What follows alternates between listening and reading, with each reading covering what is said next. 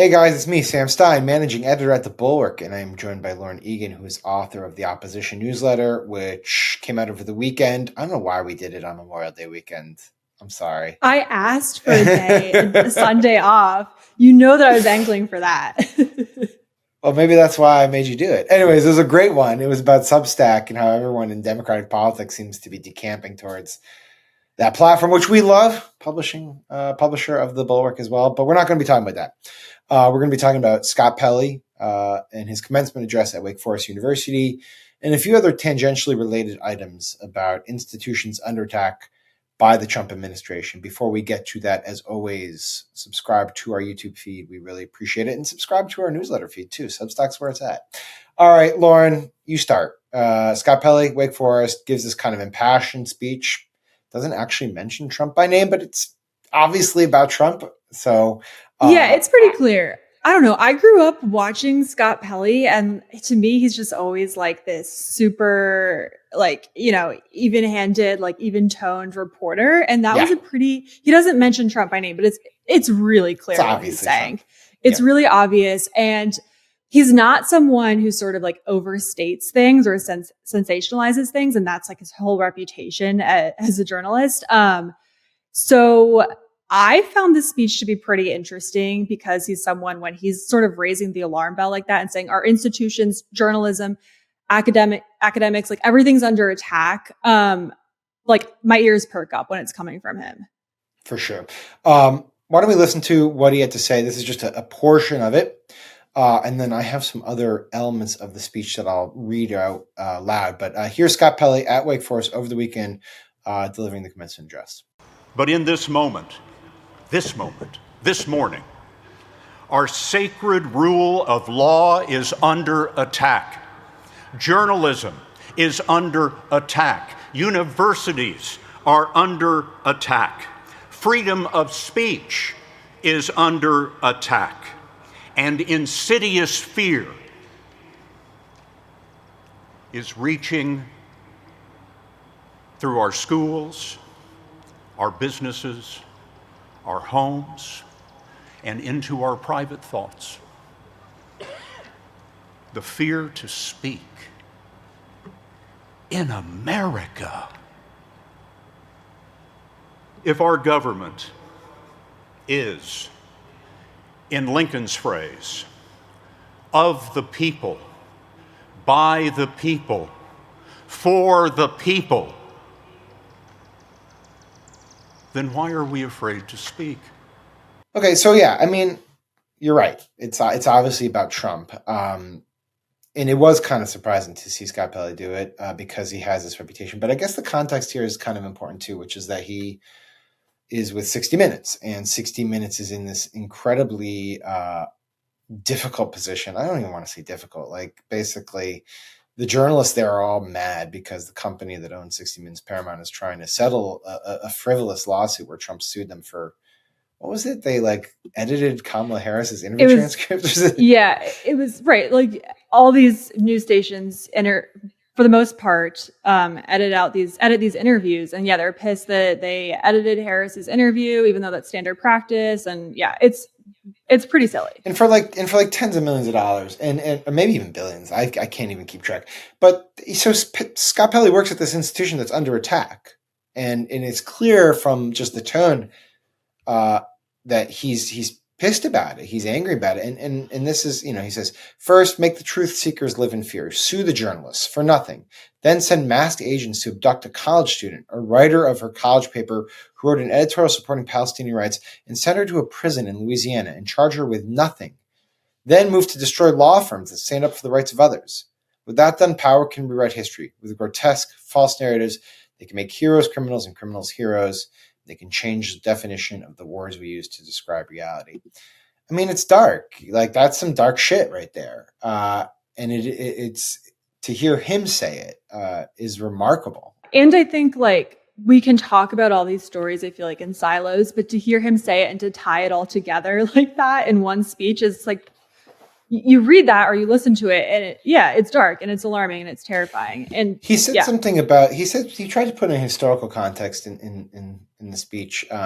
He said the Wake Forest class of 1861 did not choose their time of calling. The class of 1941 did not choose. The class of 1968 did not choose. History chose them. So he's putting this moment in the context of the Civil War, World War II, and Vietnam, which I guess if you step back, you're like, holy shit. Maybe that's overstating things, but maybe not. We're obviously not in a time of war, but he seems to be comparing the three. I feel like that's always been kind of this hard thing about Trump. It's like, just how much trouble are we in? And it's like, it's not war. It's not something that maybe you're going to like see overnight, but it's kind of like this, like, and maybe that makes it worse, right? It's like, it's long and slow, and you sort of, you're the frog in the boiling water. Exactly. Yeah. So we had two stories that happened since then that kind of get to this. One is that this morning, two things happened. One is that the Trump administration announced that it's going to try to go after the remaining federal contracts for Harvard University, $100 million left. I'm shocked that they had anything left, because last week I giggled, and I'm sorry, I shouldn't be giggling. It's not funny. But last week they went after the foreign students who study there, said they can no longer get visas to study. And then this morning they went after $100 million left in federal contracts.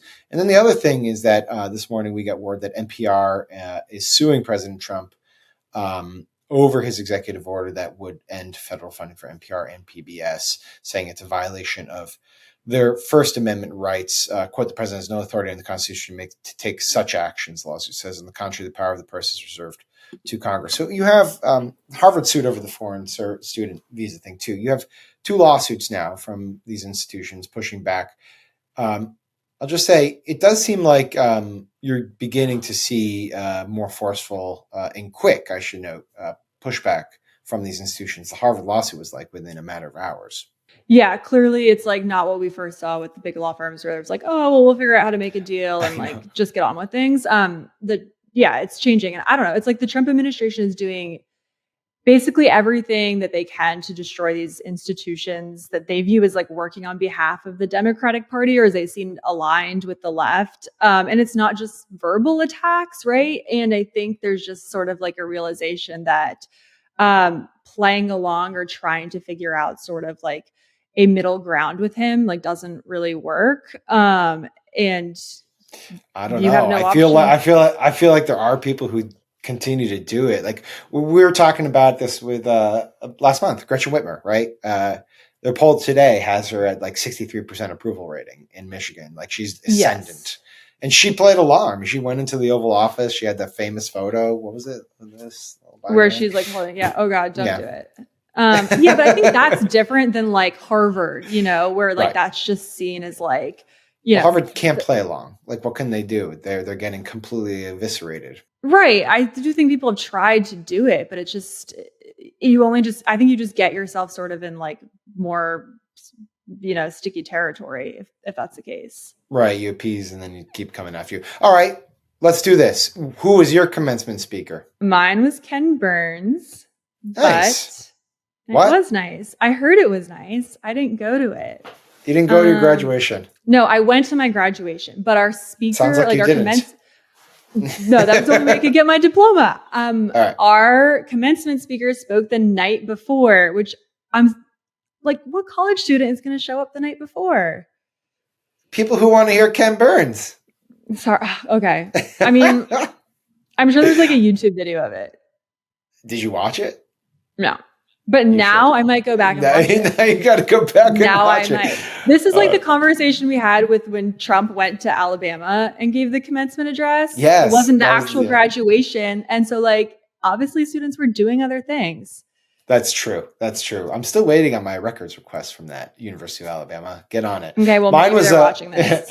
Mine was Jeff Immelt, and it was funny because at the time everyone was like, we don't want Jeff Immelt. Then all these student forums online were like trashing the pick, and he for a speech he read from the student forums.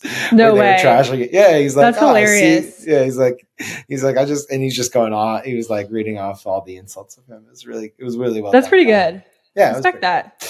I do too. All right, Lauren, thanks so much for doing this. Appreciate it. Everyone subscribe to the Opposition newsletter, subscribe to the Bulwark on Substack, subscribe to the Bulwark on YouTube. God, a lot of subscribing going on, but it's worth it, and we appreciate it, and we'll talk to you soon.